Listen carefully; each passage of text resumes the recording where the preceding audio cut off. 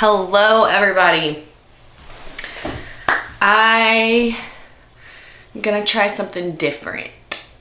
I love talking about books with all my people. I love sharing my book recommendations. I share like quick reviews on Instagram and the people seem to like it. When I don't post for a while, I get messages from friends and strangers saying, hey, do you have any new book recommendations? So we're gonna dive in with reviewing books on YouTube.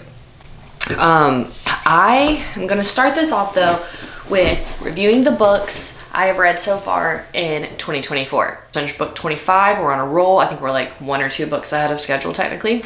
Or this video will have to be in 2 parts probably. For me personally, I don't like book reviews that give you too much detail about what the book is about and what's gonna happen and how that affected their rating, because I think it gives the book away for people who are just looking for a genuine review, like rating review, to know, hey, do I want to read this book or not? Because if you go into too much detail, it gives it away, and then I'm like, well, I don't even need to read the book. I tried to create a little system that was gonna be a little different, so you will not find a ton of detail on each book, but I'm gonna give you my thought, my rating, a couple words to describe the book. First book of the year. I am so embarrassed about this one. I almost didn't even put it on my Goodreads. But I saw other people count it towards their reading goal, so I went with it. And it was free. It was a novella by Tessa Bailey, which I do like some of her books, but I read this little novella. It was free, same time next year. I gave this a 2-star rating, and that I feel like is being generous.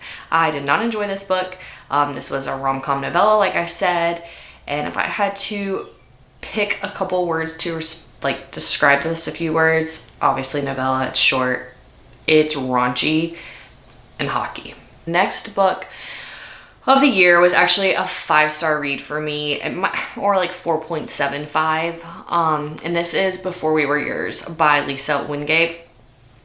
A historical fiction. It's based off a true story that happened in Memphis, Tennessee, based around an orphanage. And that is all I'm gonna say, because the details around the story of this book, if I say anything else, it's just going to give it away. So just know, based off a true story in Memphis around an orphanage, this book is gut-wrenching. It's beautifully written. It's a historical scandal. It's shocking that this even happened. So almost a 5-star read for me for sure. The Great Alone by Kristin Hannah. I feel like I have a lot to say about this book. This was a 3-star read for me, which was really shocking because I love Kristin Hannah so much. I feel like, and this book is some of her biggest fans' favorite book, and don't understand like how this ranks top for some people, but that's the beauty of books. We all have other opinions, but for me personally, this was not it.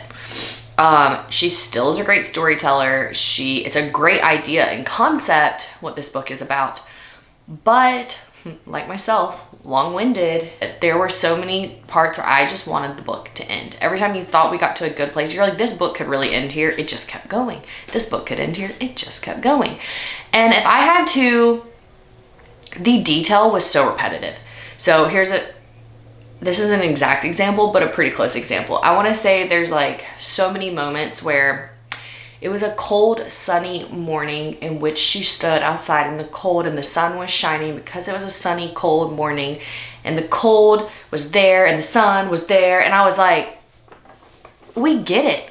Like, it was just too much repetition in some of those spots for me. So The Great Alone was a 3-star read for me.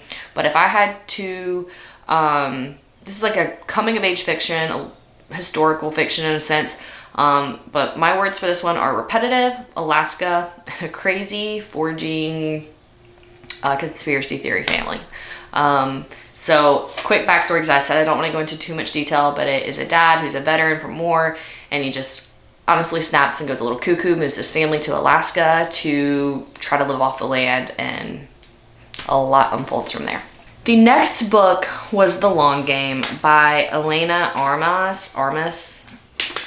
And I actually chose this book because I read The Spanish Love Deception, and I loved that book. I thought it was hilarious. I just thought it was a good, cute read. But this one was a 3-star for me.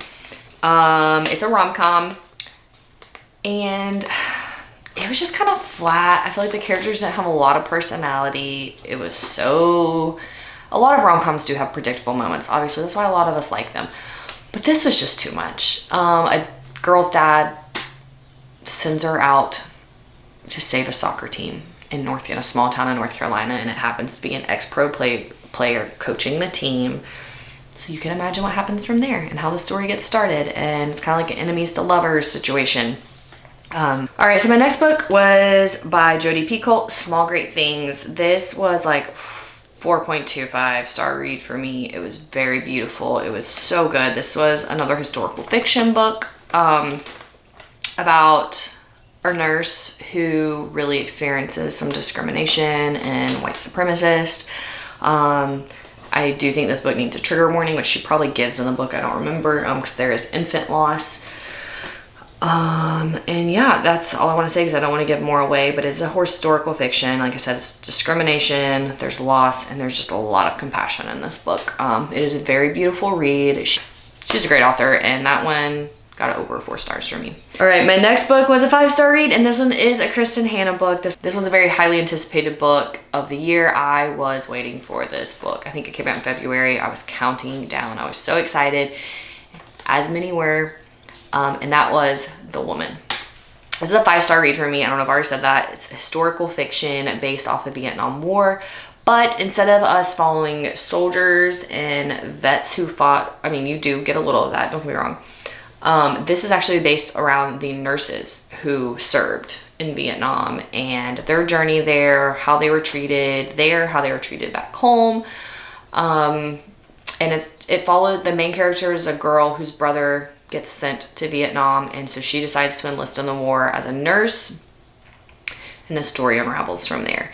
It is a book, honestly, about a bunch of badass women. This book will give you so much respect for women who have served. I just don't think it's talked about a lot. I think so many times we think of the military and veterans as men because it is predominantly that, but this just sheds a whole other light on it, and this is just, it grasps your attention.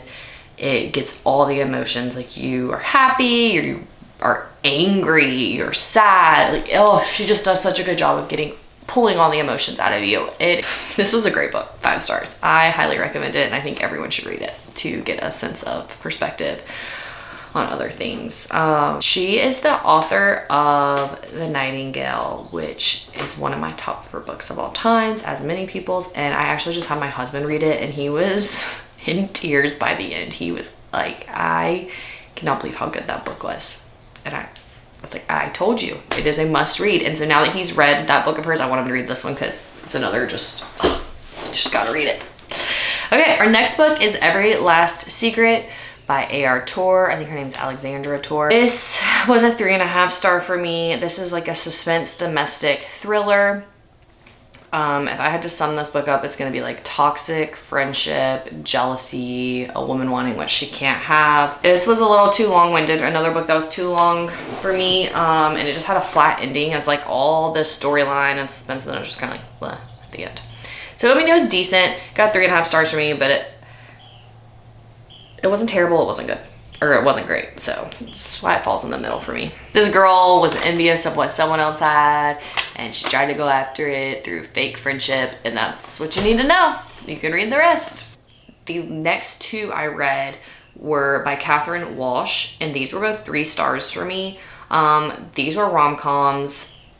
I really think after reading so many historical fiction books at the beginning of the year, I started switching to like something that was a little lighter.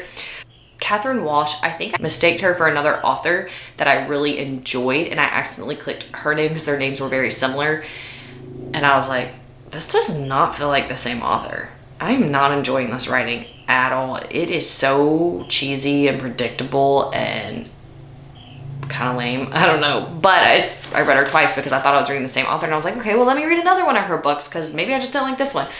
But I do love a book set in Ireland. And both of these were that. And the first was The Matchmaker. And of course, a big hotel line wants to come in and buy out the little tiny town, apparently, like pretty much, and wants to take over this pub that means so much to this girl that's in the book, because it's like where her parents met, where she's grown up, and her parents pass away. So she has to try to find a way to save the town, and it's a rom-com. Romance comes in. This relationship happens so fast, how serious it gets. that's just another one of the things for me where I'm like, I don't know about this. But 3 stars. I mean, if you want a little cozy Ireland read, go for it, but it is pretty predictable. And then the next one was The Rebound. This lady from Ireland's living in New York, loses her job, has to move back home to her very small town in Ireland, where she kind of falls in love with her hometown again and meets an old friend from way back. And of course, a romance blooms, and she was previously engaged. So yeah, that's that. I was gonna go ahead and do like 3 more books to split this up evenly, but I think I'm gonna stop there. I don't want this to get too long, and I don't want to like rush the other reviews. And I'm excited to do these videos. I don't know if you can tell, I get energized when I talk about books, and I don't get energized when I talk about a lot. I just love books. I'm passionate about them. I love sharing with others what I read.